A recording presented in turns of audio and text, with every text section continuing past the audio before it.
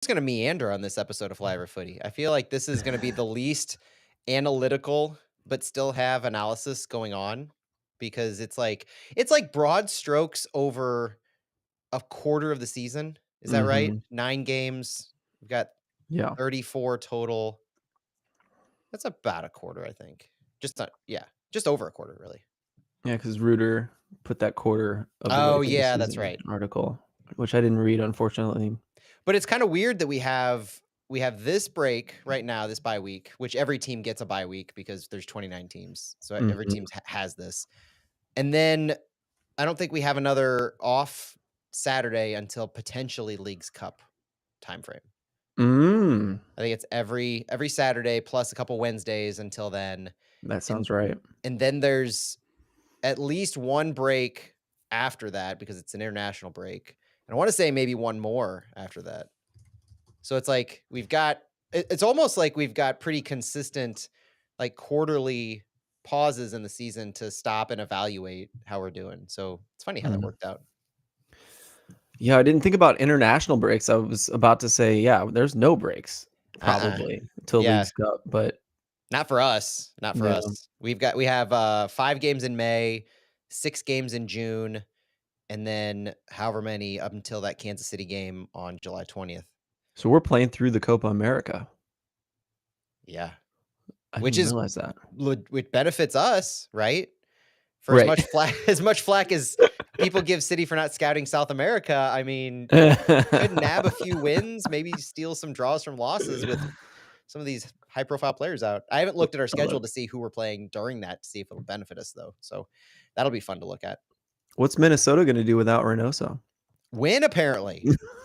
I What the know. hell? Love it. Yeah. Apparently. I think I saw a quote from Robin Lode, I think it was, one of their like high profile attackers who was like, we know who we are. Like we know what our identity is and how to play the ball without Reynoso.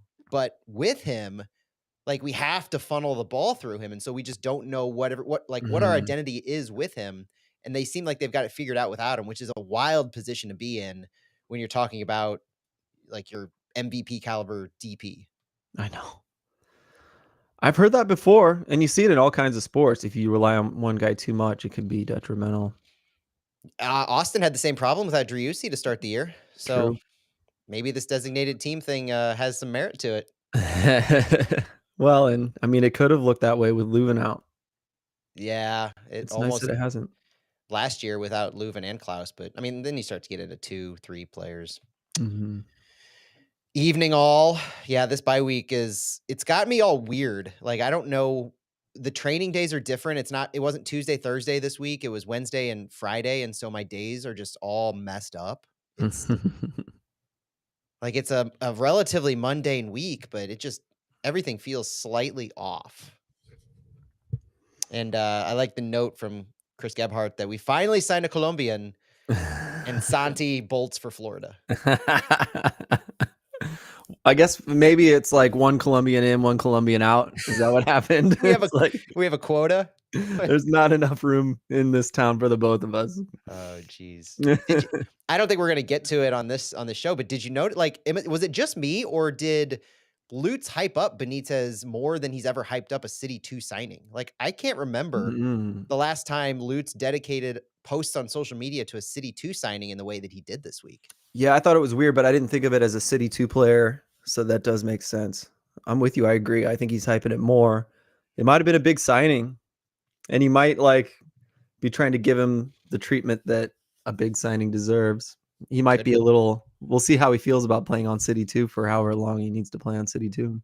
Yeah, well, I mean, you put him right in front of or alongside Michael Wenzel, and you could be, I don't know, it's too early to call it the future of City, but I mean, the opportunity's there. He's what I think he was 19 years old, U20 for Brazil. Yeah. Yeah. Isn't that where Tyler Pierce is playing, though? That's what worries me. Tyson. Or Tyson Pierce, sorry. Yeah. I think he's been playing right back. Oh, I thought this guy was a right back. He's a center back? Well, they called him a defender, but his primary position appears to be central defensive mid. Oh. Yeah. Well, Well, he can't play center forget back. me So then. like he plays center back too, but I swore I saw right back on some website because I went to a million because I couldn't find anything. So Fair. my mistake. That's great. I'm happy. More Uh, sixes, the better.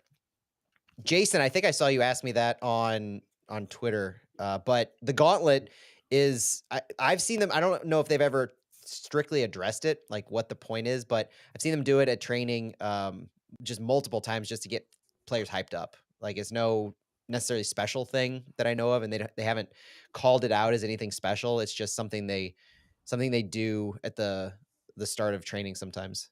And I don't know which players get to go through the gauntlet. Like maybe Salio because the goal of the match day. But yeah, Sam being a part of that, and Sam just um, being back with the team and acting as if nothing is different is super nice to see. Hmm.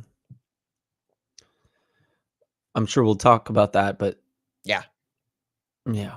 Oh, yeah, it's looked you're gonna yeah. have to keep me on track tonight, buddy, because I realized as I'm writing these notes, I'm like, damn, this could easily go longer than 45. Oh yeah, and we can't, right? Because we got Nah. to give this to a radio station. So Yeah, they still want to air it, even though we don't have a game. yeah. I could So we always will edit a be a few little parts out careful. if we need to, though. Okay. We'll just see how it goes. Yeah, All right, I think I'm ready. You good? ready when you are. All right, I'm gonna hit record.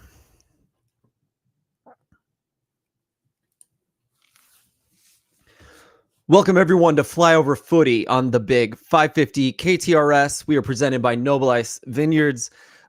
We have a fun show. I mean, it's a little sad because it's a bye. It's a bye week show, but these shows can be especially fun because we don't have an agenda per se. I mean, we have some places we can visit here, but we're allowed to stray, and I'm excited about that. I'm back from Puerto Rico, and I had to work in this little tribute because CC and Santiago gave me some places to go. I did a lot of those, and if you've listened to the podcast before, you know that the cookie frogs are there, and you might have heard them in the background with Santiago doing his podcast from Puerto Rico. And so the toy that I brought back for one of my kids was a stuffed cookie frog that does the cookie.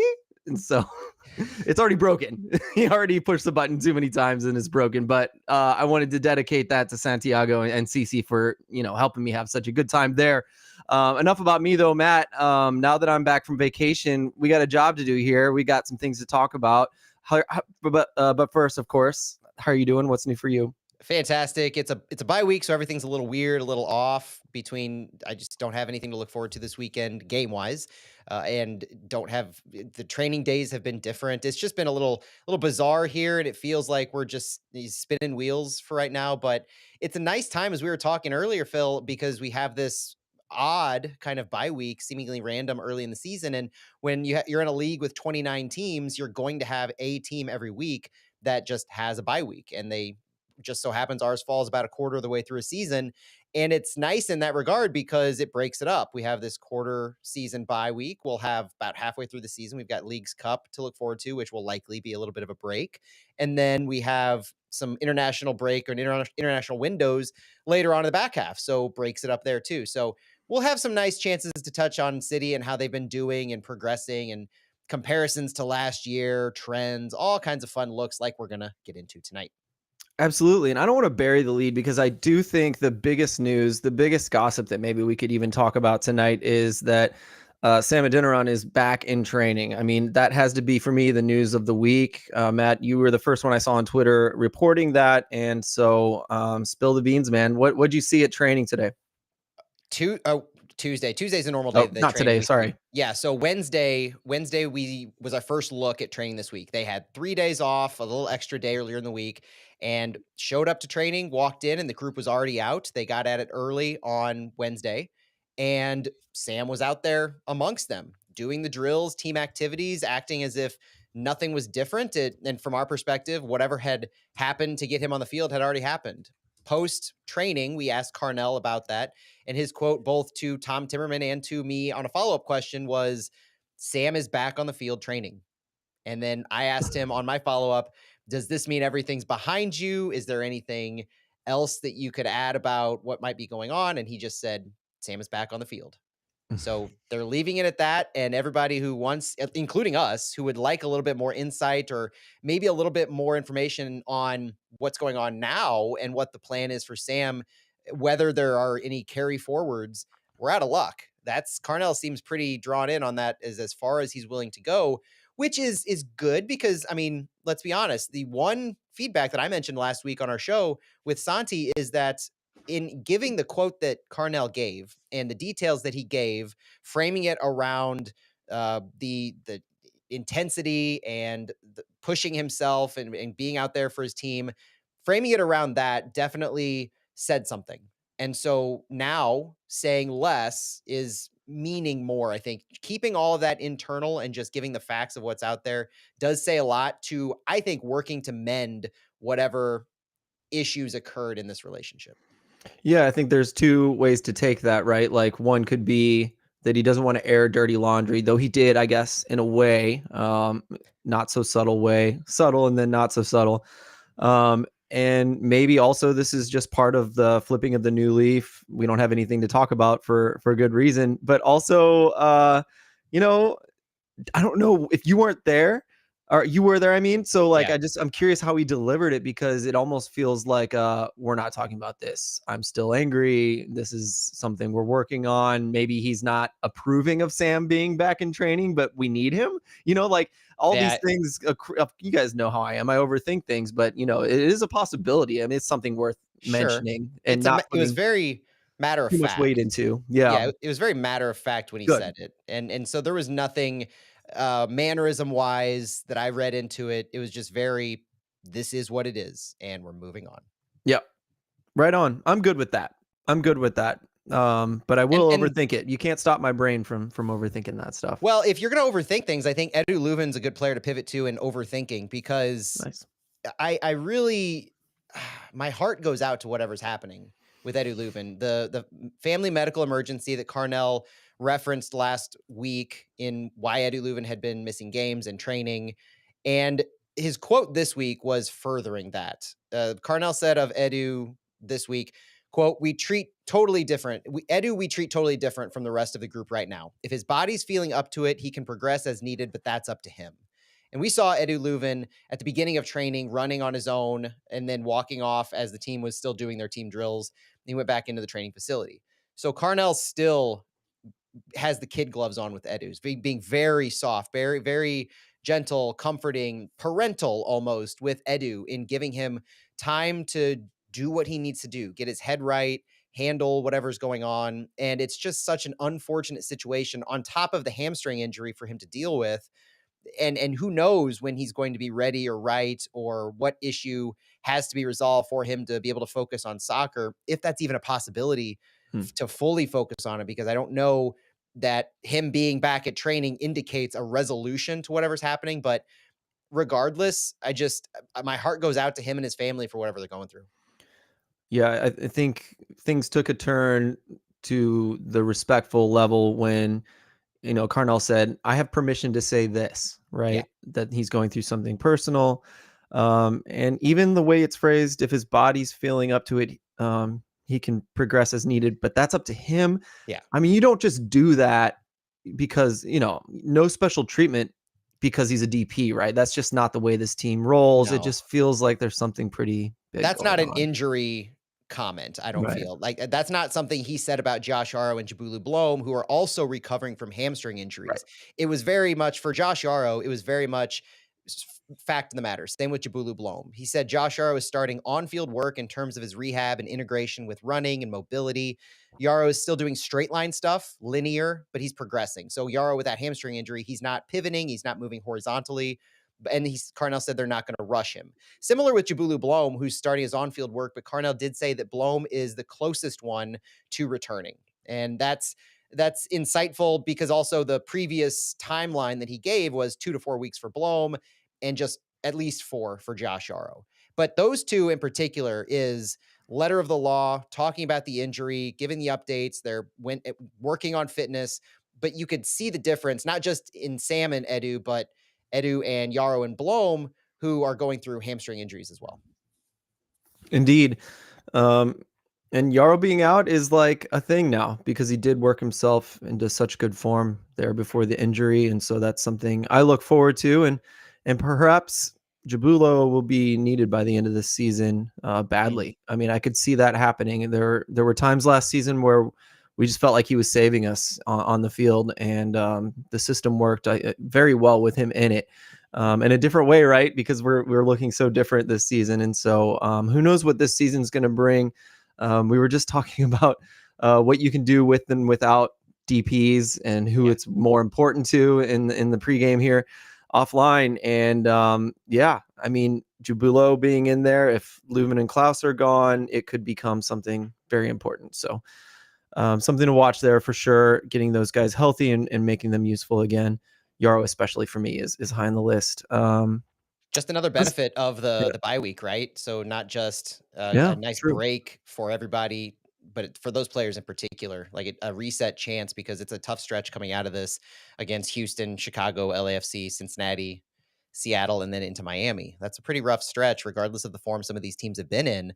And we are going to need that depth, especially with 5 matches in May, 6 in June. Like it's going to escalate quickly and no more breaks until League's Cup.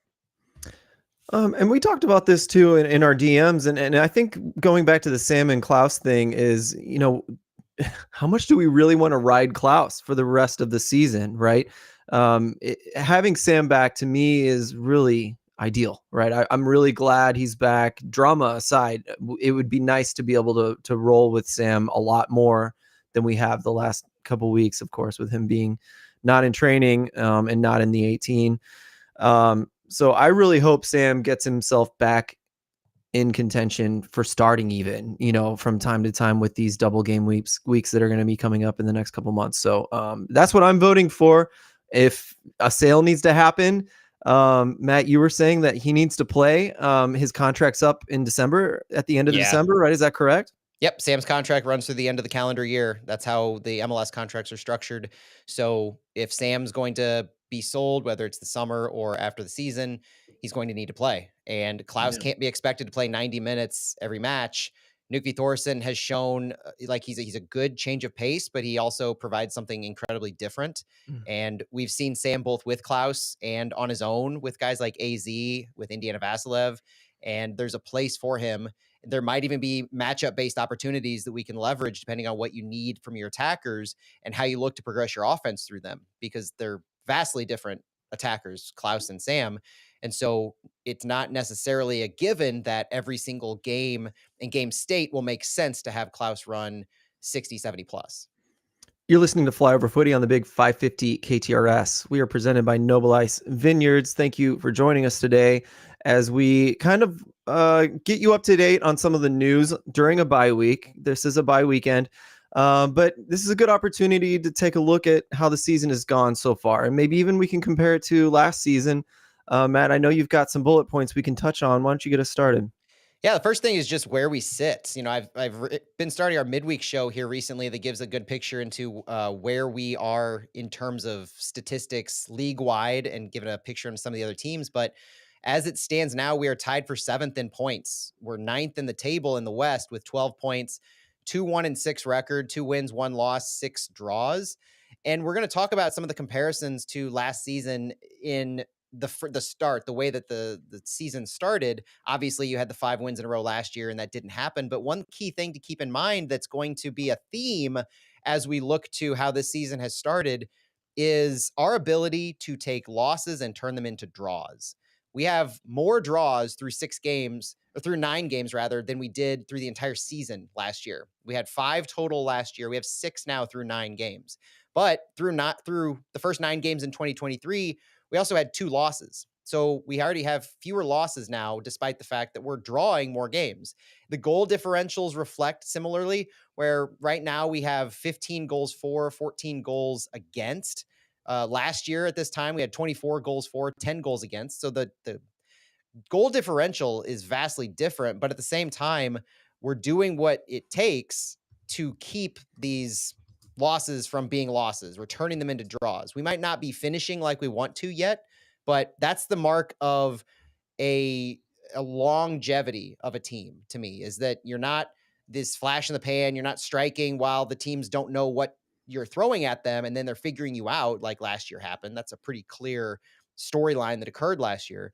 But you're sticking to your same style that we're going to get into some of the numbers that show this, but end of the day, I think a lot of the evolution that is 2024 St. Louis City has allowed us to remain in games that we otherwise would have been blown out last year. Whether it was a team like Minnesota that threw a low block at us last year, gave us our first loss, or Seattle that just owned us when it came to their ability to possess and break us down.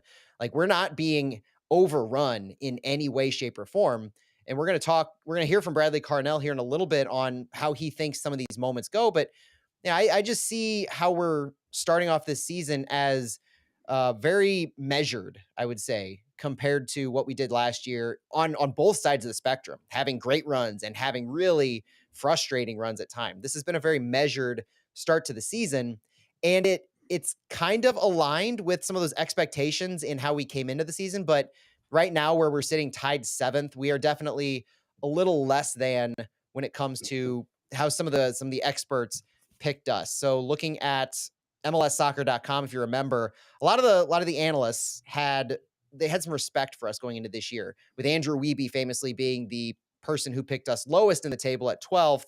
Most of the analysts had us in that 3 to 6 range. There's some outliers either way, but 3 to 6 is where they saw us coming in. And so if we're sitting tied for seventh in points, and we started off the season with CONCACAF Champions Cup, we've dealt with the injury to Edu Leuven, we've had the issue with Sam, we had issues scoring goals in general for a short period of time there. And now we're coming through this with the last few games. I would go back to FC Dallas, then Austin, and then Sporting KC, as you can see a positive trend developing here that's taking us out of, I think the lowest we got was 10th place in these first 9 games, into the sweet spot of the 3 to 6. I agree. And to kind of throw a couple things I saw today in there about, just to touch on some of the things you said, Matt, that, you know, things are moving a little slower, maybe a slower start, maybe the finishing isn't there. Some other thoughts are that I do think that, having Leuven out is a thing, right? That's not something to shrink at, but also the fact that we're adding more facets to our game, and that facet being, possessing the ball, breaking down what could be bunkered defenses that might be thrown at us more often this year as teams game plan against us more. There was almost no game planning last year. I said it multiple times. I couldn't believe there were more teams bunkering against us. Well, now there are teams doing that on purpose. This really cool graphic, Justin Horniker found one from Ben Wright on X today, from FBref, saying, how often do teams get on the ball in the penalty area? It was meant for Nashville, who's last in the league. But third in the league is St. Louis City. And that's in second place is DC United. In first place is Atlanta United. So Atlanta United, possession-based team. Okay, fine. Let's look at DC United and St. Louis City. Those are not two teams that I would have expected or guessed or bet on being in the top 10 of touches in a penalty area. But I think that's, to me, one of my first thoughts was, I don't know if you have other thoughts too, Matt, was that those are two teams that are being game planned against, that they are clearly coming out. They're going to press high, and teams are bunkering against them in order to just prove that you can score on us, kind of a thing. And so I think that's phase one for me, is that we are being game planned against, and there's another facet being added. I think the second thought is that second facet being added, or whatever facet added, is a possession based breaking down of a bunkered team, which is very difficult. And it's not something that we talk about other teams doing this to us, KC looking terrible in the beginning of last year, but being able to pass through our press at times at the end of the season. That's something that really comes on at the end of the season. You're going to see the fruit of your labor really show, hopefully, at the end of the season. It's up there with that whole the broken record of peaking at the right time in MLS, being an American playoff model. So just all those things combined with what you said, Matt, that, maybe it is a slow start. Maybe it's Leuven. Maybe it's just not the finishing there. I think that you got to throw on the list there that there are teams game planning against us, and also if plan A, plan B doesn't work, plan C isn't going to really peak till the end of the season. Yeah. And again, looking at the evolution of St. Louis City and how they are compared to last year, the stat you mentioned of number of touches in the box, it's not just big because it shows where we play most often, but that goes along hand in hand with a stat like the number of key passes, which are passes that lead directly to Yeah. a shot. St. Louis City this year is second in MLS, in all of MLS, behind LAFC in key passes. And looking last year where they ended the table, it was squarely in the middle of the pack on key passes. So they just weren't as efficient in creating the opportunities for shots. And likewise, in total shots, they're second in the league behind LAFC. So this is a team that's taking advantage of that volume. And a few games ago, we were frustrated because we were having games like FC Dallas where we were having 27 shots and no goals. And so volume isn't always king, but if you're putting yourselves in that position consistently, and you can actually start now through 9 games to see that that's not just a flash in the pan on, yeah, you have a big game against Dallas and then the rest are just stinkers. You're having consistency to be second in the league in some of these key categories in the chance creation, in shot creation.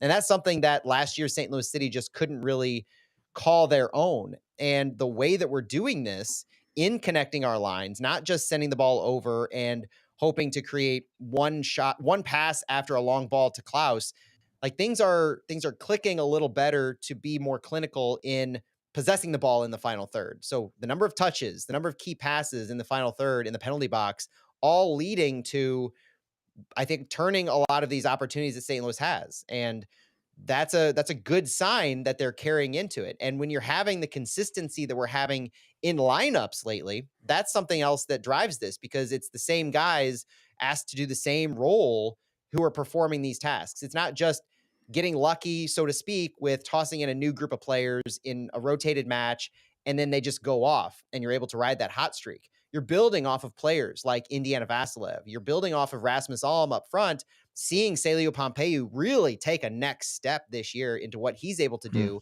And that consistency without Eddie Leuven in the midfield is enabling some of this progression of the ball, not to mention just the high caliber wing play that we've seen from Thomas Totland.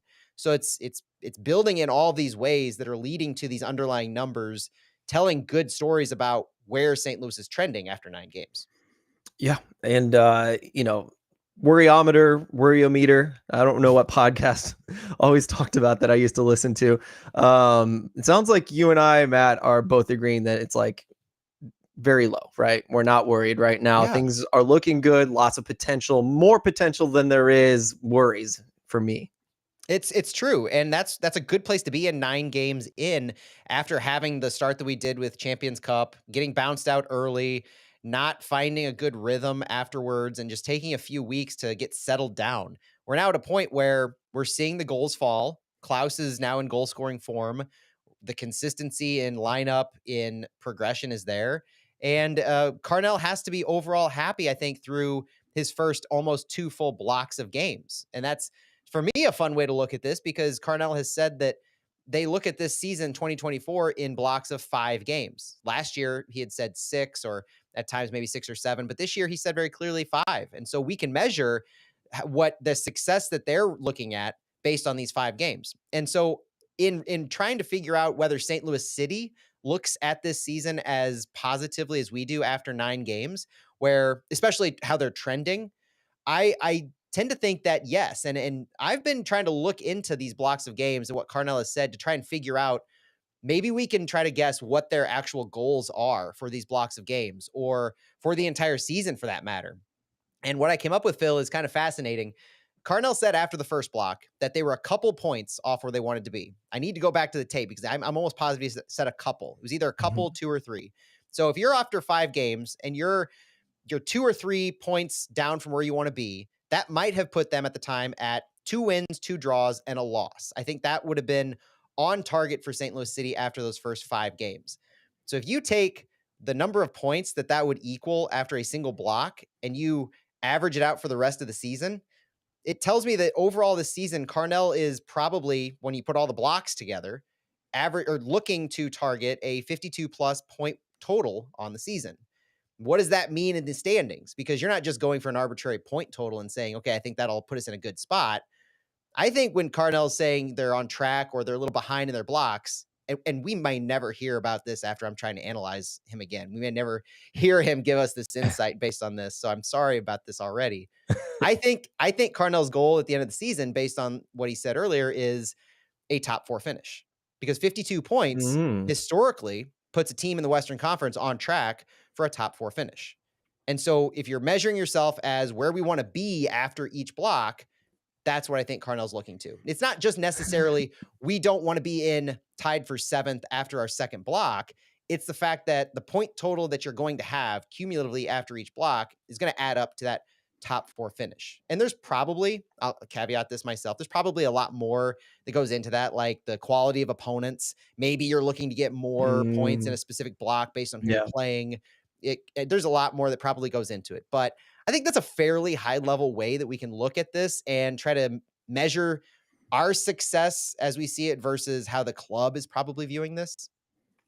We're gonna put this right under the Lutz, was it 3-year plan, 5-year plan? 5-year plan. How Yeah. did I get that wrong?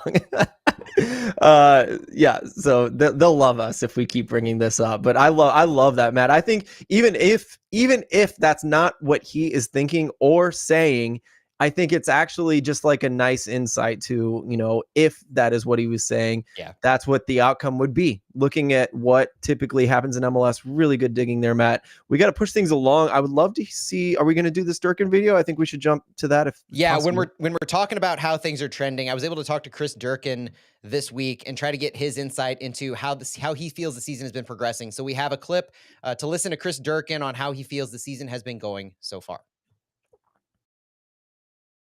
So far, St. Louis has just 2 wins, but you've seemed to be grinding out some of those draws that you turn losses into draws. So how would you categorize the season so far? Yeah, I would say it's, I think we've continued to grow each game. I think you look at our Salt Lake game, that was our worst game of the season so far. And, in the first half of that game, I thought we were really good. So I don't think we've put a lot of bad stuff on film, in my opinion. There's been some lapses in, focus and mistakes. But as a team, I think we're doing well. And, for being such a high-pressing team to have such I think good defensive shape and limiting so many shots, I think is a really good testament to the entire team that defensively we're getting a lot better. So I think we're in a really good way, and I think our attack is starting to flourish a little bit more now. So I'm really excited for the games to come. Thanks for your time. Appreciate it, Chris. I think Chris says it all there, and he kind of reinforces what we're seeing from the outside, is that they too feel like they're gaining momentum. They feel like things are clicking on both sides of the ball, and that's exciting to see for a team where, I mean, Durkin's a new guy to the team, and he was brought in to be an anchor to our midfield in a lot of ways. We paid a lot of money for Chris Durkin as far as MLS contracts go, giving away 2 key players from last year, one of our leading goal scorers, and $300,000 in GAM. So Chris Durkin has been playing a key role in all this, and it's good to see his perspective thinking we're trending positively.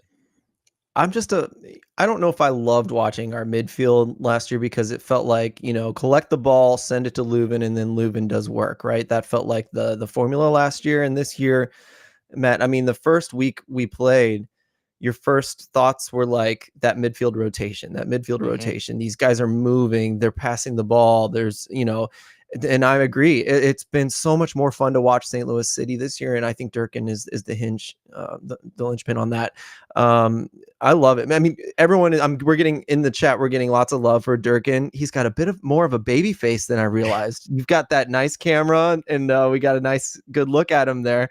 A nice, friendly smile at the end. I mean, who's not loving Durkin right now? He stepped much closer to my camera phone than I expected him to. So that's why if you're watching the live stream, or I'll put this up on YouTube if you're listening to us on the podcast. But yeah, it was a nice close conversation, and he just seems like he's very genuine, very very down to earth. And you probably saw that from the clip about the Earth Day sustainability thing with Indiana Vassilev that the club posted. It's very noticeable that he's loving his role in St. Louis. So Chris Gebhardt says Kansas isn't loving Durkin, Phil, and that's a good point.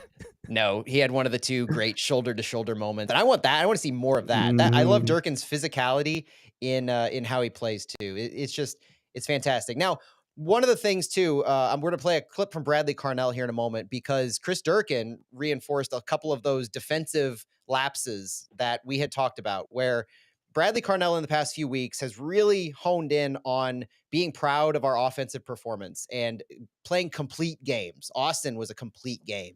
FC Dallas, he felt like we created so many chances. We just didn't get the luck and the drops that we needed to. SKC, we had 3 goals, obviously, so we were creating those chances. But SKC is also a good example of how at least 2 of those goals were defensive lapses that I don't think we should have made if maybe Joachim Nilsson had been there, if our defense and our back line hadn't cheated and allowed Eric Tommy to run in behind them. And so I asked Bradley Carnell, how do you work on some of those individual moments in allowing those goals when everything else is going so well? You say you're having such a complete performance, but how do you work on some of those individual moments? And this is what he had to say.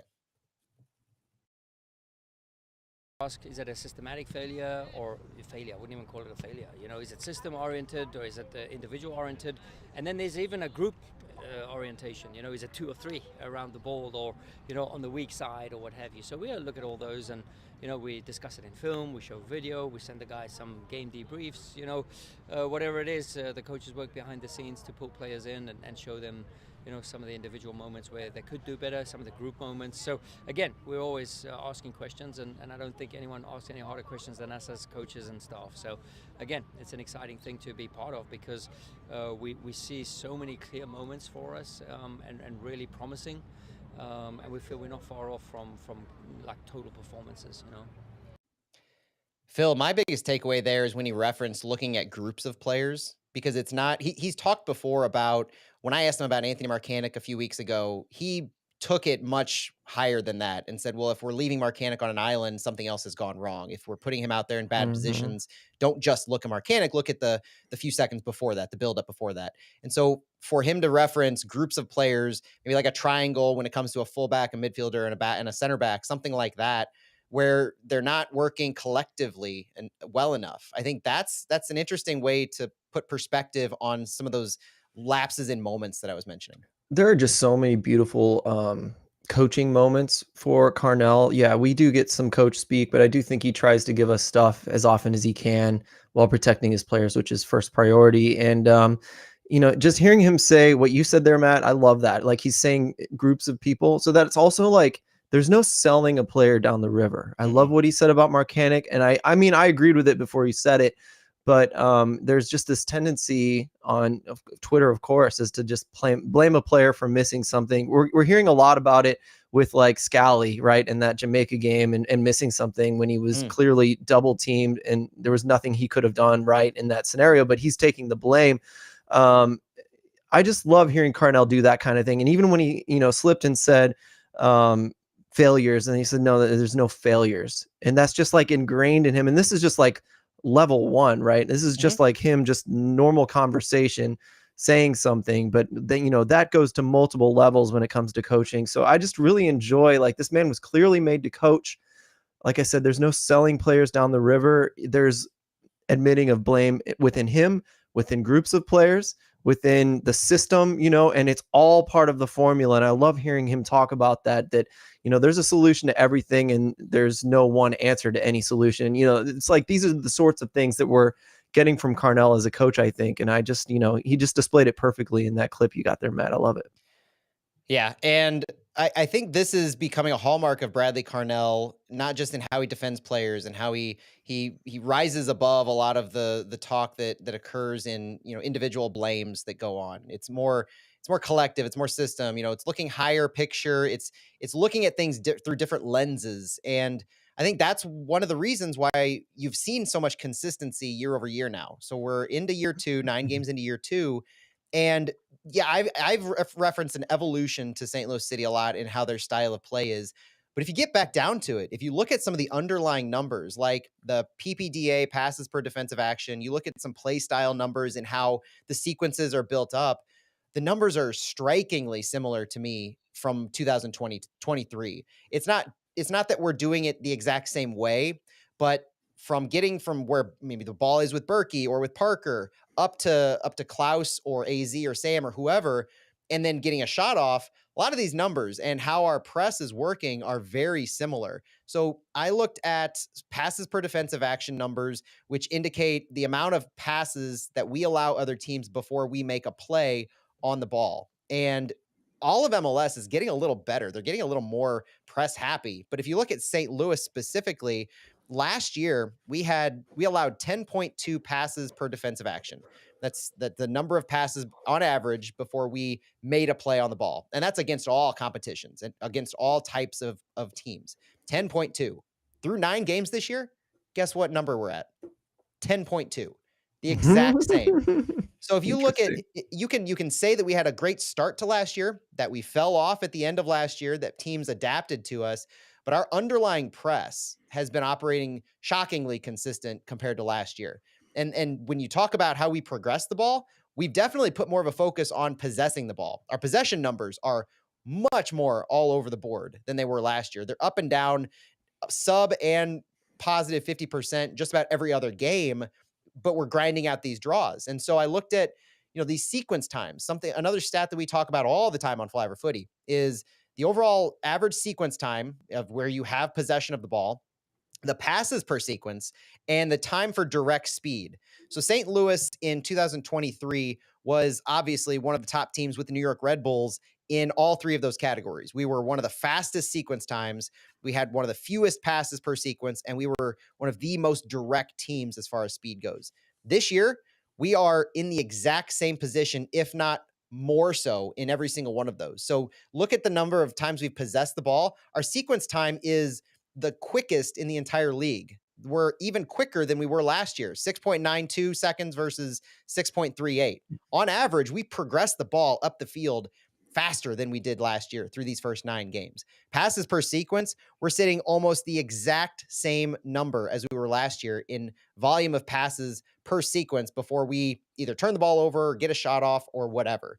Direct speed, we are a slight hair. I'm talking just a couple point seconds, milliseconds longer in the direct speed, but it's still the 3rd fastest team in the league in progressing the ball up the field. These are crazy numbers in how consistent this team has been to last year, when the eye test might tell you that we're possessing the ball more in some games here and there.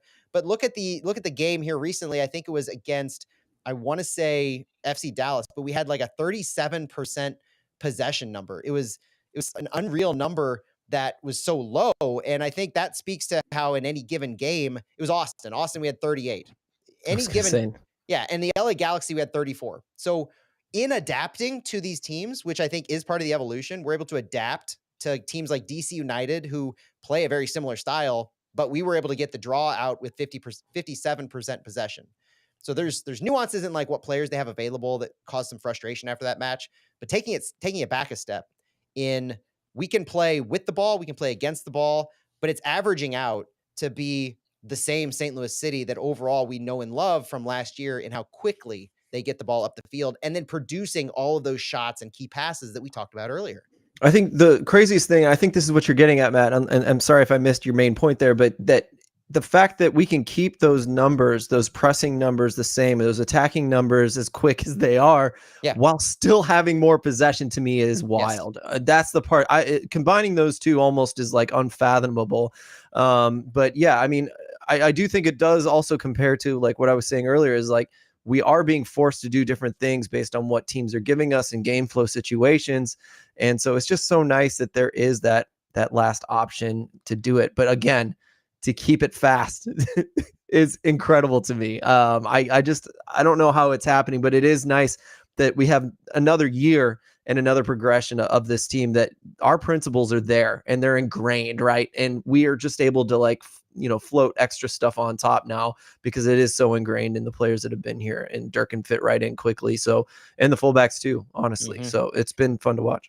Yeah, and on Durkin, let's look at the last video we had with Durkin, because let's shift to the player discussion, and where we're each going to give our ideal starting 11 right now as we look to wrap up the show this week, I think, Phil. What Durkin said, I asked him about his role with St. Louis City, how he's been playing with Tomas Ostrak, and I'll just let his words speak for themselves. Are obviously extremely high-pressing team at times, and there's a lot of gaps to fill. And I want to be that guy that just helps fill those gaps. As a 6, I've spoken about with other guys, it's about putting out a lot of small fires so that we don't have big ones. So I've really been enjoying that role. I mean, against the Austin game, there wasn't a ton of running. And, you look at a game like LA or a game like Sporting, and then there's a lot. So it's just game by game as well. And then talk about Tomas Ostrak and how your partnership with him has progressed. And during the game, it kind of feels like you guys switch on and off the 6 and the 8. How has that been managing during the game with Tomas? Yeah, it's been great just to learn more about him on the field. Obviously, a great guy off the field. I think if you look back at like our DC United game, both of us were going way too much at the same time. So we've definitely learned a lot more about each other, and it's required me just to be the guy that holds a little bit more. So Ostrak has that, that creativity that we want from him up near the 18, up near their goal. So he's been doing a great job, and at times I can go when I feel like he's staying, but for the most part, I think with our partnership, I have to be the one that stays back, and I've been happy with that. You're listening to Flyover Footy on the Big 550 KTRS, sponsored by Noble Ice Vineyards. Thank you so much for joining us here. You just heard from Chris Durkin in how he feels like they've progressed in his partnership with both Tomas Ostrak and overall how his fit in the system has been. So, Phil, what was your biggest takeaway from that? I love, I mean, I think I expected that kind of thing to be said. I am so happy to hear him say that we tried to do the same thing at the same time against DC, because we saw that, right? And I think we've also been like, Ostrak needs to find his place. It's nice that Durkin's kind of saying we both were part of that, and that clearly they worked on it, and clearly it's looking better week by week, in my opinion. I think every week it's looking better. So for the best starting 11 that we could possibly run out now, we're obviously missing Yaro, Blom, Leuven. Sam is healthy, so he's in the mix. But if you look at without Leuven, Yaro, and Blom, is our best 11 what we've seen the past 2 games against Austin and SKC? With healthy players? With the players we have available right now. So not counting Edu, Yaro, or Blom. Yeah, I think it was the first repeated starting 11, wasn't it, too? So I think it might have been the second one, but I think it was the most effective repeated starting 11. I agree. Don't you think so? I do. If I had to pick a starting 11 right now, I would run this group back until they proved otherwise. Looking at players like AZ and Nukvi Thorson, I think their place is what it is right now. And you can't look at needing to manage minutes and get guys playing time when you're gelling so well offensively. Now, a player that we haven't talked about at all, almost just because he's healthy, and Carnell's looking to slot him in as soon as he can on the other side of this bye week, is Joachim Nilsson. So I consider Nilsson as healthy now and in that starting 11. So my best 11 has Anthony Markanek at left back, Joachim Nilsson, Tim Parker, Thomas Totland making up the back line, Chris Durkin, Tomas Ostrak in the midfield, Celio Pompeu, Indiana Vasilev, Rasmus Alm on the attacking mids, and Klaus. Healthy, though, that introduces to me only one change, and that's Edu Leuven. I plug Edu Leuven in for Tomas Ostrak when he's healthy. Everybody else stays exactly where they are. I think the most unexpected player in that lineup, and Josh Zeller said it, Celio is the breakout player of the year so far. Like, I would never have thought he would be anything but an impact sub this season. I mean, maybe next season I think he could have worked himself in as a starter, but now I think he's like a dead-on starter for us. And I couldn't agree more with your lineup there. And Anthony Markanek too. That's a battle that we expected to be a lot more back and forth, but the only time Anthony Markanek has really shown something negative or a big issue was against the LA Galaxy for me. And Joseph Paintsil just dominated Anthony Markanek. And look at who Joseph Paintsil has been called by The Athletic and others as the best DP signing of the entire league this year. He's almost every article has mentioned him as the best signing. Yeah. And so that, whether it's a fair comparison to say, okay, if you can't handle Paintsil, then you can't be our starting left back for City. I think that's too far. Yeah. But Markanek has done a pretty remarkable job. And also I would credit Chris Durkin with helping out on that. So it's not a coincidence to me that not just Thomas Totland is having a fantastic time at fullback, but Anthony Markanek is performing well when you have Chris Durkin at the defensive midfield position doing what he's doing. Completely agree. And this is like what a lot of people were wanting us to talk more about. It's kind of funny. We agree maybe too much because there's not a big conversation here. Guys, keying in the chat here. But I mean, what do we need to talk about the transfer window? I think is like the only way we can kind of upgrade this lineup, because that's where we are. Talking about how things have progressed this season, we're at a spot where the trends all equal coalescing around an ideal starting 11, and there's a lot of consensus. Yeah, I want to see more of Nicholas Dewar too, but right now Anthony Marcanic is our starting left back. I want to see Edu Leuven pop in this lineup as soon as possible, but I'm still happy with Tomas Ostrak in that spot, and it's his spot until Leuven comes back. Attacking wise, Salio with his speed on the left, Alm with his speed on the right. The guy who clocked greater than 20 miles per hour on a single run earlier this year in Rasmus Alm, he's fully healthy for the first time in his St. Louis City career. That's exciting. Keep him on the field. The way that we're playing the ball through Klaus works with everybody around him. He is the ideal playmaker in that number 9 role to both hold up the line as well as finish with the guys around him. And so there's no reason to change anything. And that's why it's kind of a mundane conversation, because it is what it is. And I saw Josh Zeller, credit to him for what he posted on Twitter, because his ideal lineup matches what we said. And he even included some of the subs like AZ and Thorson coming in at certain times. That provides a great change of pace. But you're right. The primary transfer window in MLS is now closed. It closed on April 23rd. St. Louis City made no moves despite the rumors of the striker action. And so when I look to what we're going to do this summer, I look to the striker position. I don't know that we have a massive need anywhere else, with the injuries not being a factor. So however they sit at the midpoint of the season with injuries, that could play if we need another midfielder, if we need another center back. But Michael Wenzel is our center back in waiting. I don't want to go out and jump to buy another center back when you have Kyle Hebert and presumably healthy Josh Yaro at some point around the corner, and Michael Wenzel is waiting in the wings. So whether or not Tim Parker comes back next year, that's a conversation for the end of the season. Joachim Nilsson's under contract. We have Kyle Hebert. We have Michael Wenzel waiting. I don't see a need for that position. It's striker first, foremost, and almost only right now for me. Not for me. I think with the rule changes coming and people being able to sign more players, I think St. Louis is going to need to pick up a striker, because I don't know what the heck's going on with the Sam situation, but I wouldn't mind having 3 strikers or making sure that it's easy to sell Sam if the opportunity comes up. Either of those things. I think a striker is non-debatable now. Like St. Louis, agreed. The world knows that St. Louis has to buy a striker, and I'm actually worried the price has gone up for us in some ways because of that. But the other thing is, like, I think with this higher competition in MLS, St. Louis is going to have to spend more. I don't think they're going to have much choice. I know the designated team thing is real. It's awesome. But I just think there needs to be someone else that's going to assist this team in possession going forward against a bunker defense, like someone that just specializes in that. Someone like Knutby Thorson, perhaps someone that plays in a different role, like a 9.5 or a attacking midfielder.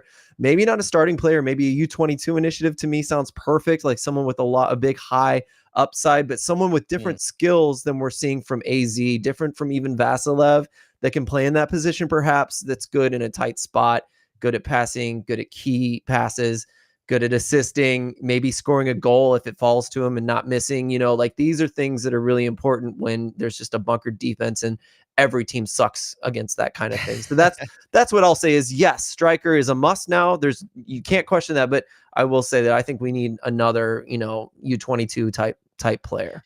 Tukert seems like the obvious one. Cedric Tukert will be a free agent, so we'd be able to get him on a free. That immediately makes the price tag palatable, and it fits the model. And the cap hit better too, right? Yeah, absolutely. Yeah. So that's something, that kind of thing. A free agent, a guy on the end of his contract who's in his 20s. I think that's what we're going to be looking towards. And it's hard to pick any other additional player because Lutz has his guys, for lack of a better term, and they're probably going to come from Western Europe or Scandinavia based on history. I mean, he's got a pretty good track record of bringing guys in from that area of the world right now. But I do want to see more of utilization of the U22s. That's a constant theme.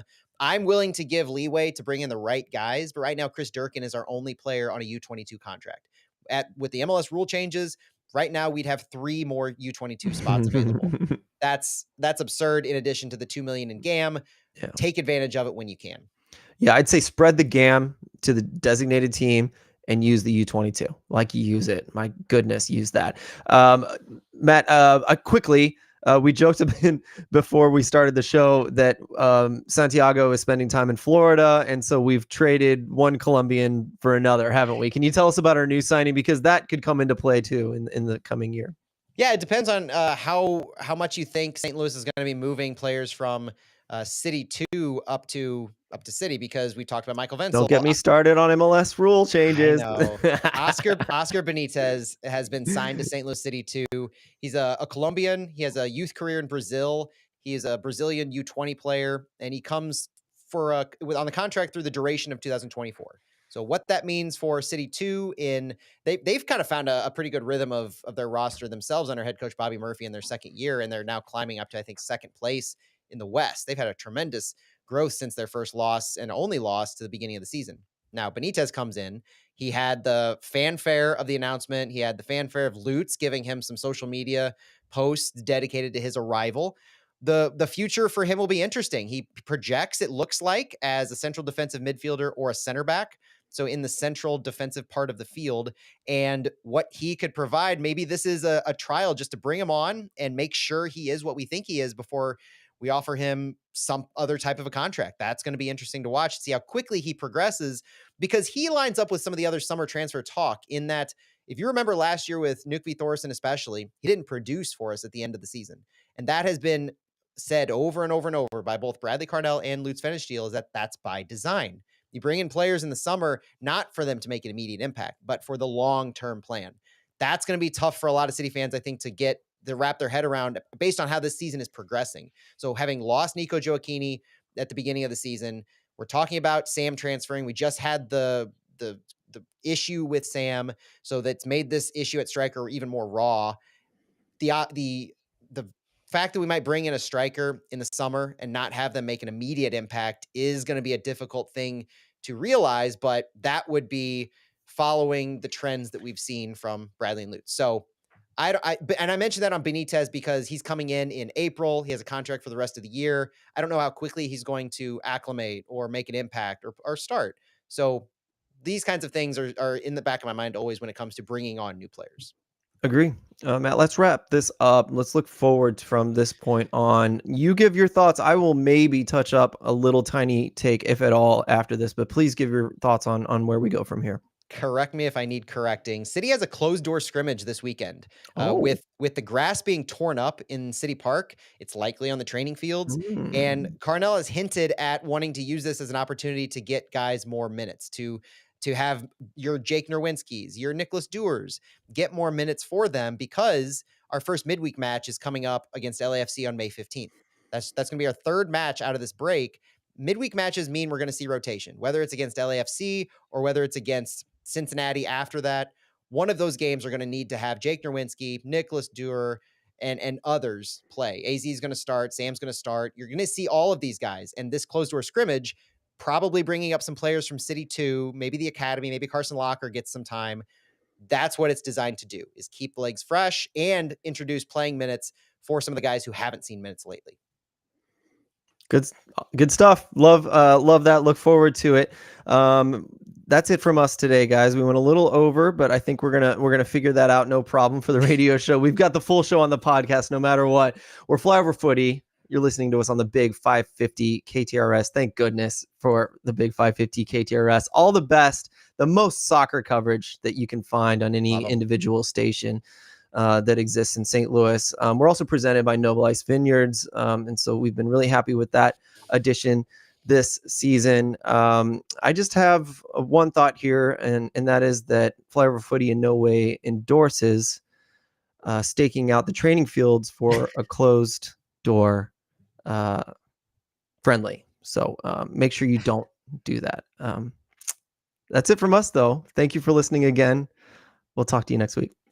Go City. There we go. I was able to fit another one in. What do you think? I like it. Is this an okay tradition I can start? No, I enjoy it. I think it was long enough ago that people are going to be like, oh, and then after a little bit, it's like, oh, wait, he said that before. So yeah, keep it going. Hopefully there's something I can not endorse every week. That would be the hard part. Next week, you can not endorse MLS coming for USL clubs. Yeah, oh God, yeah, that'll be it. Because we will cover it in the wind down that week, I'm sure. Yeah, we will. I was impressed with the amount of stuff we got. Tim's even asking. Yeah. I'm gonna respond to that. Yeah, I think next week will be a good time to talk about that. Yeah, I agree. Well, are you okay with editing this one since it does need to be cut down a little Yeah. bit? I think you'll do a better job deciding. I'll My pick feelings a won't be hurt if you cut all my stuff. I don't care. So feel free. yeah, no problem. I got it covered. Cool. All right. Hey, you've got Jason. He wanted to hear more flyover non-endorsements. There you go. Oh, good. Perfect. Fun. Oh, we're still streaming, by the way. I didn't even realize that we were still Oh on. yeah, I didn't turn it off. Sorry. That's awesome. I don't need to Sorry type about this. that. Yeah, we're gonna talk about we talked about this before we went on the air. We're gonna talk about Indy 11 next week in the wind down. It's so new right now that they would just be such knee-jerk reactions that would be echo chambering everything else that's going on. You know how we feel about USL markets and loving what those fan bases are doing. I don't have any love loss for the Indy 11 owner in particular because look into him. That's all I'll say. But the fan base, I am pretty devastated for their supporters who thought that they were getting a 20,000 seat beautiful stadium, staying in the league that they had enjoyed and loved.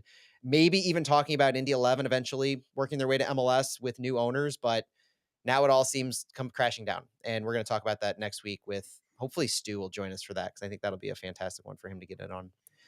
You're going to see some shitty takes.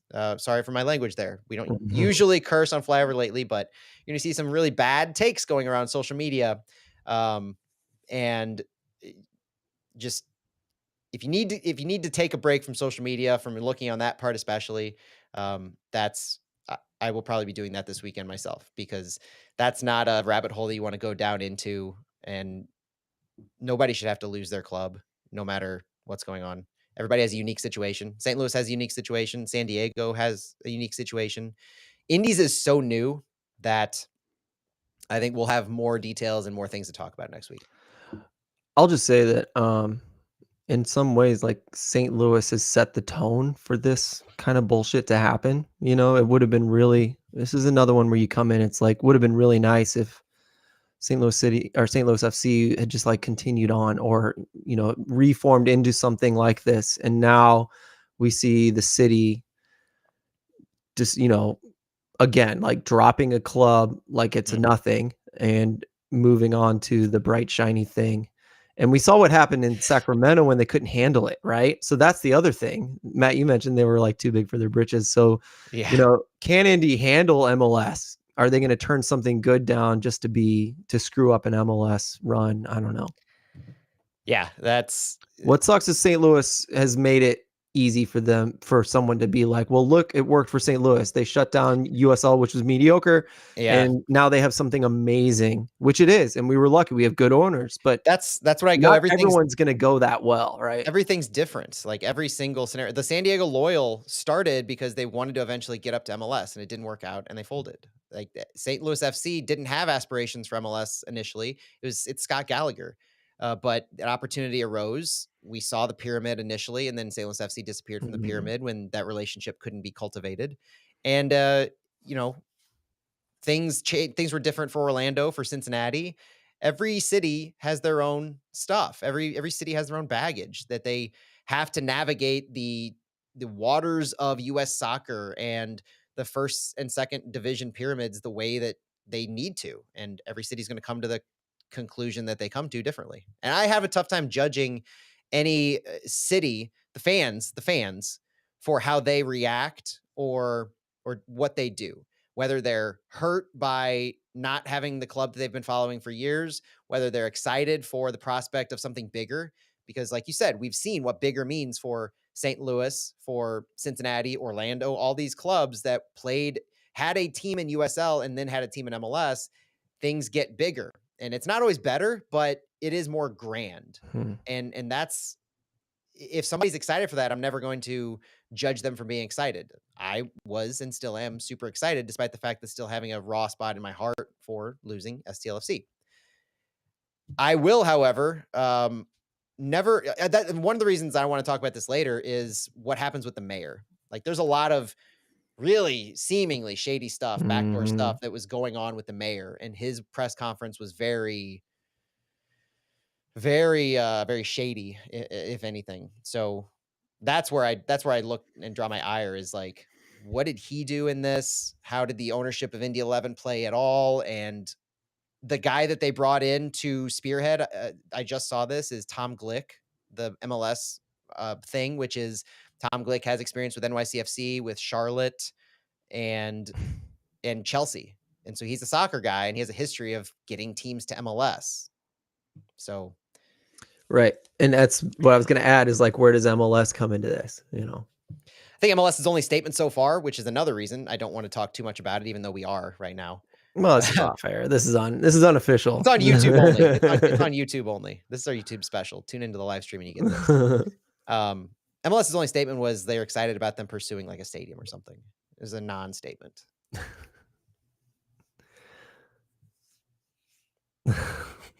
I don't have anything else on this one. Yeah, that's enough for today. I think it's going to get spicy next week, actually. It is, yeah. Cool. I think if you're looking for soccer this weekend, though, Birmingham Legion, we can see Miguel Perez, right? Yeah. They play a game on Saturday, if I saw it correctly. Josh Zeller said he loves the black jersey. Yeah. I assume he's talking about Birmingham Legion. Not Birmingham City over in the EFL. I assume not. They wear blue, I believe. So They do, It was yeah. a good guess. They do. Yeah, they play Memphis this weekend, so we'll hopefully see some more of that double pivot with Miguel Perez. All right, I'm going to end this